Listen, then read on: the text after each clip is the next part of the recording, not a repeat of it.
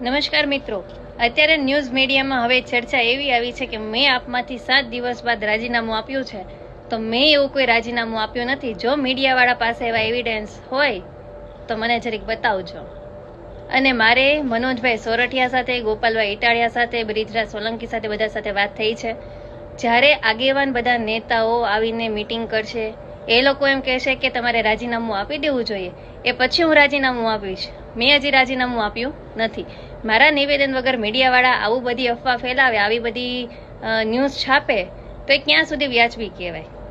કોઈના કહેવાથી તમે છાપી દો તો એ ક્યાં હદ સુધી વ્યાજબી કહેવાય? અને આપણને ખબર જ છે આપણા ગુજરાતનું તંત્ર છે એ કઈ પાર્ટી ઉપર ચાલે છે.